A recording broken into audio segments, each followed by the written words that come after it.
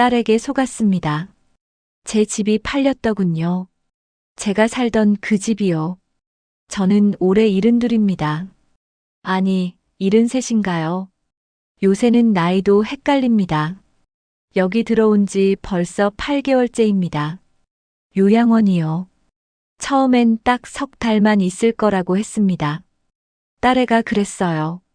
엄마, 잠깐만이에요. 엄마 허리 수술하시고 회복하실 동안만요. 그렇게 말하더군요. 저도 그런가 보다 했습니다.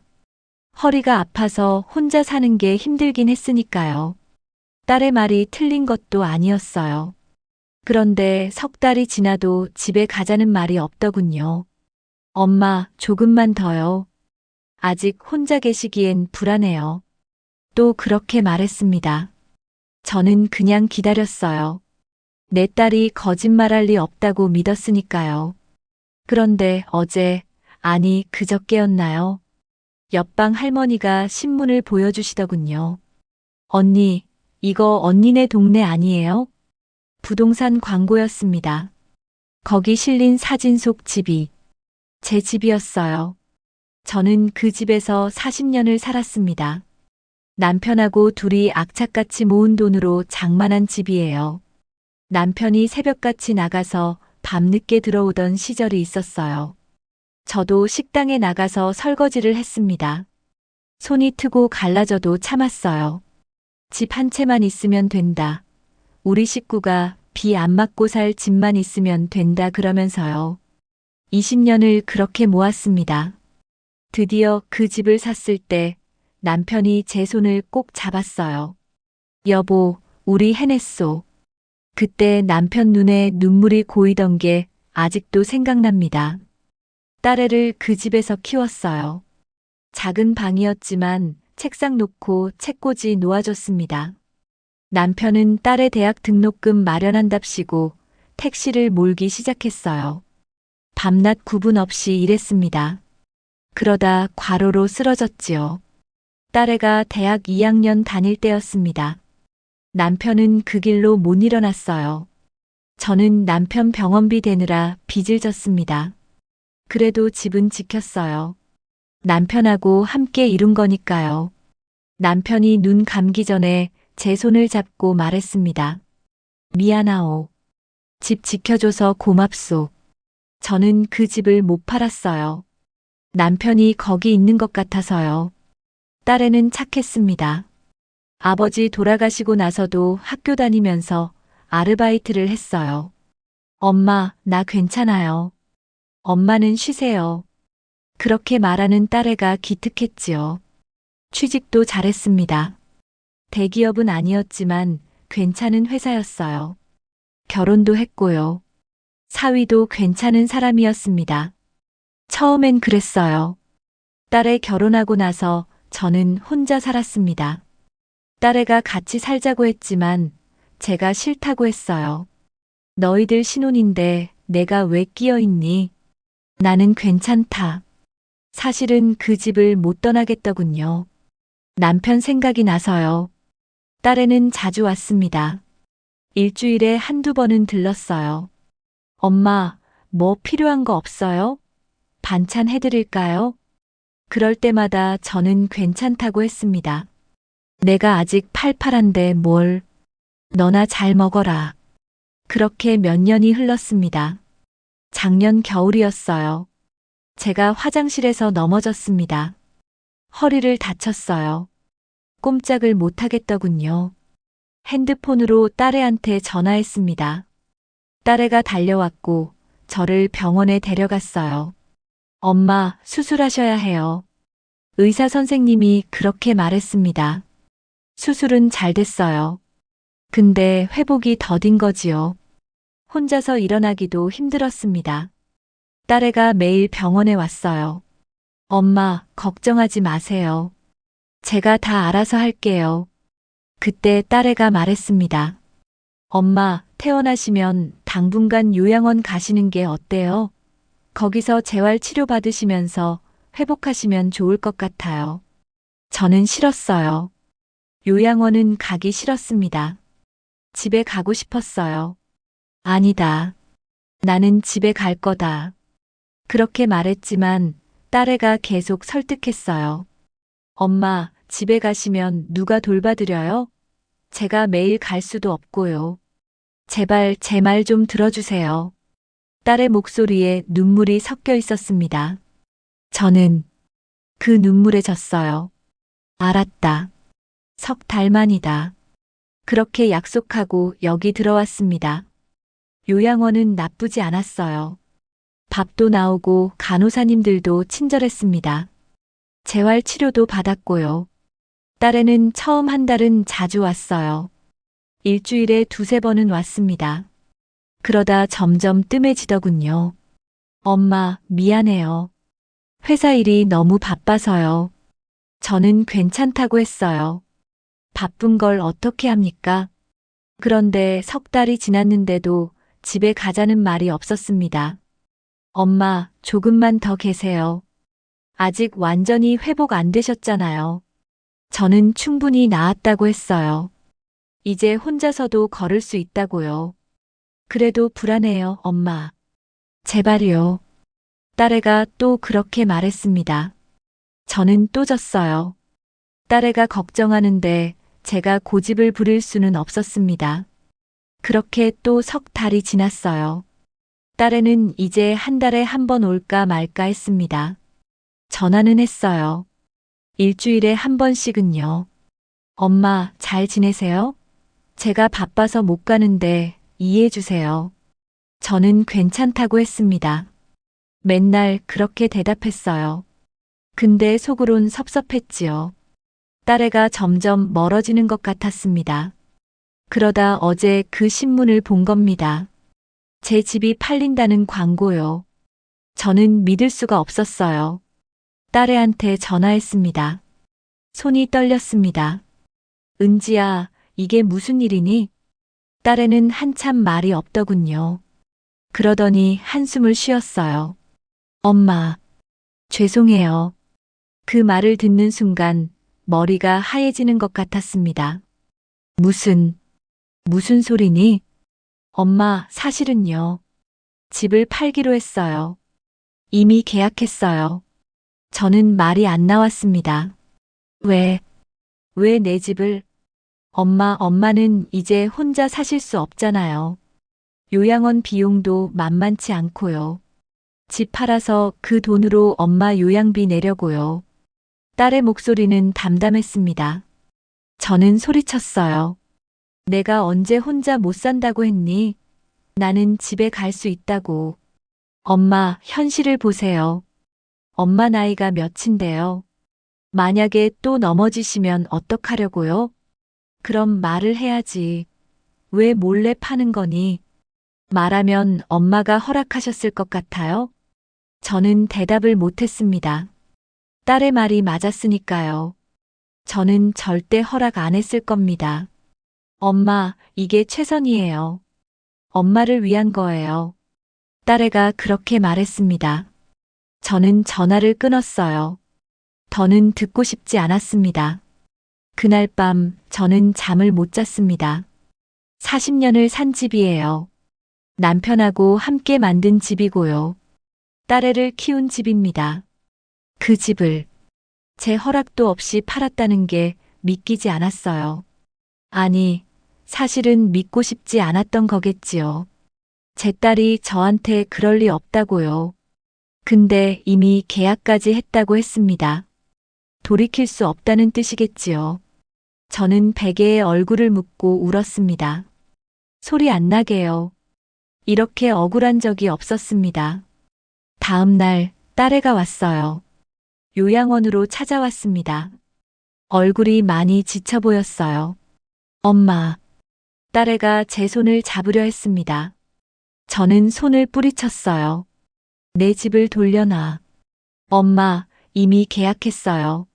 못 돌려요. 그럼 계약 취소해. 위약금이 너무 커요. 우리한테 그런 돈 없어요. 딸애가 고개를 숙였습니다. 엄마, 죄송해요. 정말 죄송해요. 근데 저도 어쩔 수 없었어요. 무슨 소리니? 딸애가 한참을 말하지 못하더군요. 그러더니 입을 열었습니다. 사실은요. 우리 집 사정이 안 좋아요. 남편이 사업하다가 실패했어요. 빚이 많이 생겼어요. 저는 가만히 딸애를 쳐다봤습니다. 그래서 내 집을 판 거니? 엄마, 죄송해요. 우리 정말 막막했어요. 엄마 집밖에 없었어요. 딸애가 울기 시작했습니다. 엄마 집 팔아서 빚 갚고 남은 돈으로 엄마 요양비 낼 거예요. 엄마한테도 쓸 거라고요. 저는 웃음이 나왔어요. 허탈한 웃음이었습니다. 그럼 나는 이제 어디로 가니? 엄마, 여기 계세요. 여기가 좋잖아요. 밥도 나오고 돌봐주는 사람도 있고요. 내가 언제 여기가 좋다고 했니? 엄마, 나는 내 집에 가고 싶다. 그게 그렇게 어려운 일이니? 딸애는 대답을 못했습니다. 그냥 울기만 했어요. 저는 딸애를 보면서 생각했습니다. 이 애가 내 딸이 맞나 싶었어요. 딸애는 그날 한참 있다가 갔습니다. 저는 아무 말도 안 했어요. 딸애가 뭐라고 해도 듣지 않았습니다. 딸애가 가고 나서 저는 창밖을 봤어요. 밖에는 눈이 내리고 있었습니다. 겨울이 오고 있더군요. 작년 이맘때도 눈이 왔었지요. 남편 산소에 성묘 갔던 기억이 납니다. 혼자 갔었어요. 딸애는 바쁘다고 못 온다고 했습니다. 여보, 우리 은지가 이상해요. 요새 연락이 뜸해요. 산소 앞에서 그렇게 중얼거렸었습니다. 남편한테 하소연한 거지요. 근데 그때 이미 알았어야 했나 봅니다. 딸애가 뭔가 숨기고 있다는 걸요. 며칠 뒤 딸애한테서 문자가 왔습니다. 엄마, 집장금 다 받았어요. 이번 주 안으로 비워야 해요. 제가 가서 엄마 짐 정리해서 보낼게요. 저는 문자를 보고 또 울었습니다. 집이 완전히 없어진 거예요. 이제 진짜 돌아갈 곳이 없는 겁니다. 저는 딸애한테 전화했어요. 은지야, 그 집에 내가 한 번만 가면 안 되겠니? 엄마, 왜요? 짐은 제가 다 챙겨드릴게요. 아니다. 나는 그냥 마지막으로 보고 싶구나. 딸애는 한참 말이 없더니 대답했습니다. 알았어요.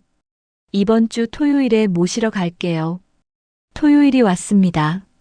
딸애가 차를 가지고 왔어요. 저는 차를 타고 집으로 갔습니다. 익숙한 길이었어요. 얼마나 많이 다닌 길인지 모릅니다. 집에 도착했습니다. 대문이 열려 있었어요. 저는 천천히 안으로 들어갔습니다. 집 안은 텅 비어 있었어요. 가구들이 다 치워져 있었습니다. 벽에 걸려 있던 사진도 없었고요. 저는 방 안을 천천히 둘러봤습니다. 거실, 안방, 딸의 방. 딸의 방 벽에는 딸의 키 재던 연필 자국이 아직 남아 있었어요. 엄마, 나 이만큼 컸어요. 딸애가 좋아하던 모습이 눈에 선합니다. 저는 그 자국을 손으로 쓰다듬었어요. 눈물이 또 났습니다. 안방에 들어갔습니다. 남편하고 제가 자던 방이에요. 이 방에서 남편이 마지막 숨을 거뒀습니다. 병원에서 집으로 모셔온 거였어요. 남편이 집에서 눈을 감고 싶다고 했거든요. 여보, 고생 많았소. 이제 편히 쉬시오. 남편 손을 잡고 그렇게 말했었지요.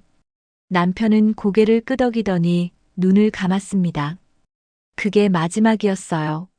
저는 그날 밤을 남편 곁에서 보냈습니다. 남편 손을 놓지 않았어요. 이 방에 그 기억이 다 남아 있습니다. 저는 바닥에 주저앉았어요. 여보, 미안해요. 우리 집 지키지 못했어요. 소리내어 울었습니다. 딸애가 옆에 와서 저를 붙들었어요. 엄마, 일어나세요. 가야 해요. 조금만 더 있자.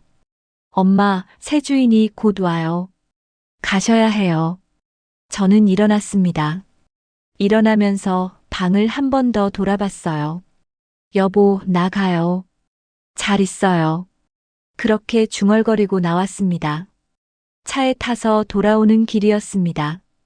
딸애는 아무 말도 안 했어요. 저도 말이 없었습니다. 그냥 창밖을 봤어요. 거리가 지나갔습니다. 익숙한 풍경들이요. 저 슈퍼에서 장을 봤었지요. 저 약국에서 약을 샀고요. 저 공원에서 남편하고 산책했습니다. 이제 다시는 못 올 거예요. 저는 눈을 감았습니다. 그냥 감고 있었어요.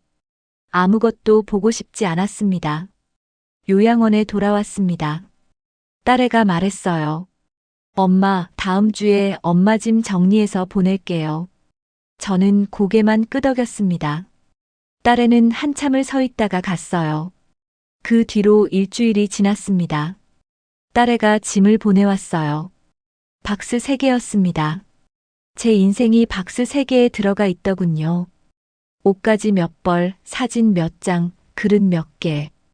그게 다였어요. 40년을 산 집에서 나온 게 고작 그것뿐이었습니다. 저는 박스를 열어봤어요. 제일 위에 액자가 하나 있었습니다. 결혼 사진이었어요. 남편하고 찍은 거요. 저는 그 사진을 한참 들여다봤습니다. 젊은 남편 얼굴이 보였어요. 저도 젊었더군요. 그때는 앞날이 창창했지요. 우리 둘 다요. 힘들어도 행복했습니다. 함께 있으니까요. 이제 혼자 남았어요.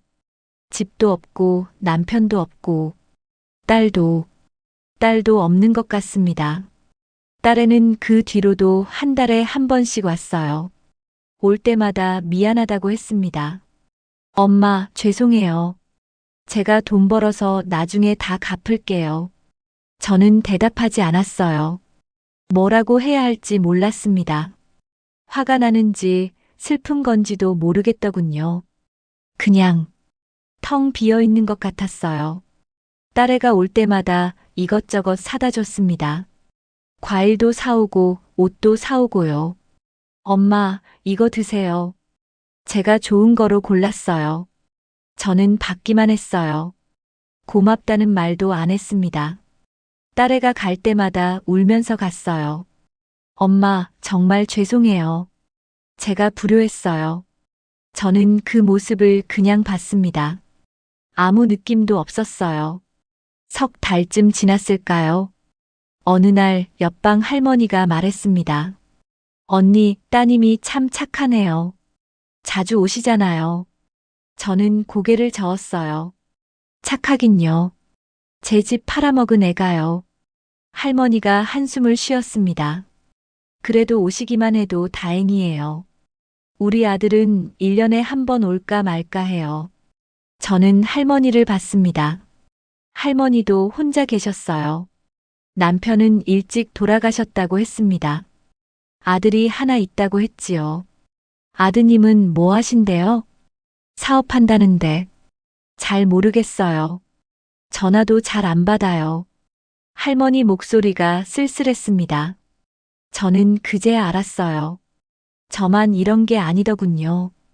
여기 계신 분들 다들 비슷한 처지였습니다. 자식들한테 버림받은 거나 마찬가지였어요. 아니, 저는 그래도 나은 편인지도 몰랐습니다. 딸애가 적어도 오기라도 하니까요. 그날 밤 저는 생각했습니다. 딸애가 왜 그랬을까요? 돈 때문이었을까요? 아니면 정말 귀찮아서였을까요? 혹시 저를 미워했던 걸까요? 제가 딸애한테 잘못한 게 있었나 싶었어요. 생각해 봤습니다. 딸의 아버지가 돌아가시고 나서 저는 딸애한테 기대를 많이 했지요. 은지야, 엄마는 너밖에 없다. 내가 잘 되어야 한다. 그런 말을 자주 했습니다. 딸애는 그럴 때마다 알았다고 했어요. 근데 그게 딸애한테는 짐이었을까요? 무거운 짐이었을까요? 딸애가 결혼하고 나서 저는 자주 전화했어요. 은지야, 엄마가 보고 싶구나. 언제 오니? 딸애는 바쁘다고 했습니다. 주말에 간다고요. 근데 주말이 되면 또 다른 일이 생겼다고 했어요. 그럴 때마다 저는 서운했습니다. 내가 결혼하더니 엄마 생각이 없구나. 그런 말을 했었지요. 딸애는 아니라고 바빠서 그런 거라고 했어요. 근데 제 목소리에는 원망이 섞여 있었을 겁니다. 딸애는 그게 부담스러웠을지도 모르겠어요. 다음에 딸애가 왔을 때 저는 물어봤습니다. 은지야, 엄마가 너한테 짐이었니? 딸애가 깜짝 놀라는 표정을 지었어요. 엄마, 무슨 말씀이세요? 아니, 그냥 엄마가 너한테 부담스러웠나 싶어서. 딸애는 한참 말이 없더군요. 그러더니 고개를 숙였습니다. 엄마, 죄송해요. 뭐가? 제가 솔직히 힘들었어요. 엄마 혼자 계시는 게 걱정되고, 그렇다고 모시고 살 형편도 안 되고, 남편은 싫어하고, 딸의 목소리가 떨렸습니다. 회사 일도 바쁜데 엄마 전화 받으면 항상 오라고 하시잖아요. 주말에도 쉬고 싶은데, 그게 힘들었어요. 저는 가만히 들었어요. 그래서 엄마 넘어지셨을 때, 사실 좀 안심했어요. 이제 요양원 가시면 제가 편해질 거라고 생각했어요. 딸애가 울기 시작했습니다. 근데 남편 사업이 망하면서 빚이 생겼어요. 우리 집도 넘어갈 뻔했어요. 그때 엄마 집 생각이 났어요. 저는 아무 말도 못했습니다. 엄마, 정말 죄송해요. 저 나쁜 년이에요. 엄마를 이용한 거예요. 딸애가 제 앞에 무릎을 꿇었어요. 엄마, 용서해 주세요. 제발요. 저는 딸애를 내려다봤습니다. 딸의 머리에 흰머리가 보이더군요. 언제 저렇게 늙었나 싶었어요. 저는 딸의 머리를 쓰다듬었습니다. 일어나라. 무릎 아프다. 딸애가 가고 나서 저는 한참을 앉아 있었습니다. 딸의 말을 곱씹어 봤어요. 딸애도 힘들었구나 싶었습니다. 혼자 사는 엄마 걱정에, 남편 걱정에, 돈 걱정에. 그 와중에 제가 매번 오라고 했으니까요. 저는 제 외로움만 생각했던 것 같습니다. 딸애가 얼마나 힘들지는 생각 안 했어요. 딸애도 살아가는 게 힘들었을 텐데요. 저는 그때 깨달았습니다. 제가 딸애를 사랑한다고 했지만 사실은 제 외로움을 딸애한테 떠넘긴 거였어요. 딸애한테 의지하고 싶었던 겁니다. 남편 없이 혼자 사는 게 너무 외로워서요. 딸애는 그걸 다 받아줘야 했던 거고요. 며칠 뒤 저는 딸애한테 전화했습니다. 은지야, 엄마가 할 말이 있다. 딸애가 불안한 목소리로 대답했어요. 네, 엄마. 무슨 일이세요? 집 판 거. 괜찮다. 엄마. 엄마가 생각해봤는데 너도 어쩔 수 없었을 것 같더라. 엄마가 너무 원망만 했네. 엄마. 딸애가 울음을 터뜨렸습니다. 엄마, 죄송해요. 정말 죄송해요. 그만 울어라. 이제 됐다. 엄마, 사랑해요. 저도 눈물이 났어요. 엄마도 사랑한다. 그 뒤로 딸애가 더 자주 왔습니다. 이제는 제가 말렸어요. 너 바쁜데 그렇게 자주 오지 마라. 나 괜찮다. 딸애는 고개를 저었습니다. 엄마, 제가 오고 싶어서 와요. 엄마 보고 싶어요. 저는 딸의 손을 잡았어요. 그래, 그럼 가끔 와라. 무리하지 말고. 딸애는 고개를 끄덕였습니다. 어느 날 딸애가 물었어요. 엄마, 여기 생활은 괜찮으세요? 응, 나쁘지 않다. 밥도 잘 나오고 사람들도 괜찮고. 다행이에요.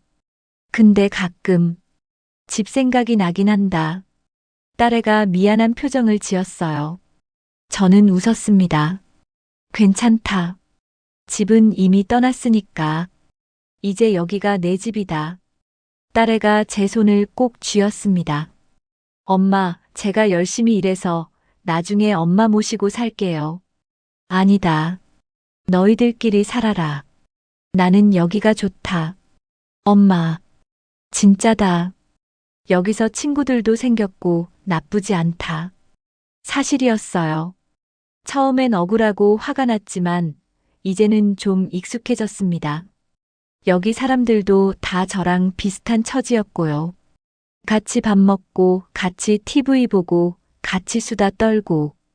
그것도 나쁘지 않더군요. 지금은 요양원에 들어온 지 1년이 넘었습니다. 계절이 또 한 번 바뀌었어요. 딸애는 한 달에 2번 정도 옵니다. 올 때마다 과일이나 간식을 사다 줘요. 저는 받으면서 고맙다고 합니다. 딸애도 웃으면서 가고요. 예전처럼 서먹하지 않습니다. 이제는 편해졌어요. 딸애도 저도요. 집은 여전히 그립습니다. 남편 생각도 자주 나고요. 근데 이제는 괜찮아요. 집은 사라졌지만 추억은 남아있으니까요. 남편은 돌아가셨지만 제 마음속에 살아있으니까요. 어제 딸애가 손주를 데리고 왔습니다.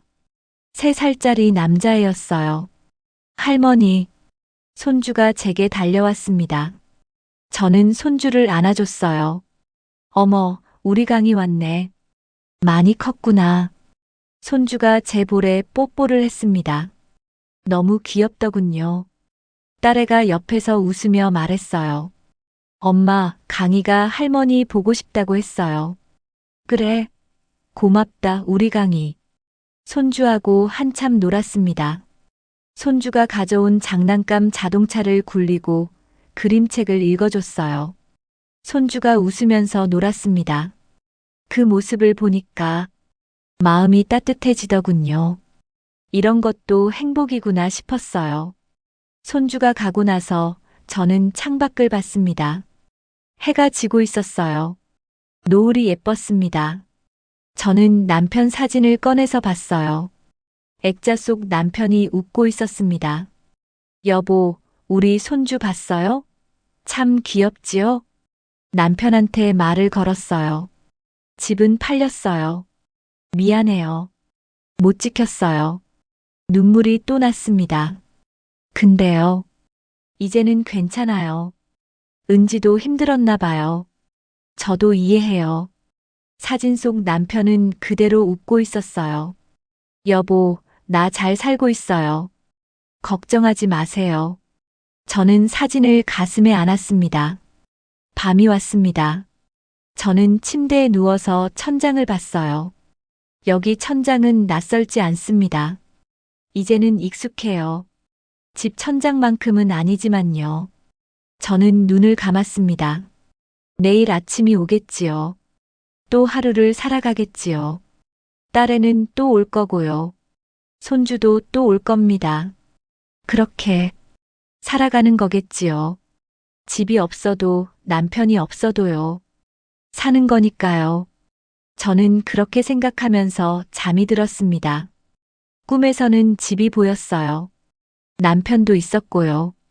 딸애도 어렸어요. 우리 셋이서 웃고 있었습니다. 그 꿈이 참 좋았습니다. 아침이 밝았어요. 저는 일어나서 세수를 했습니다.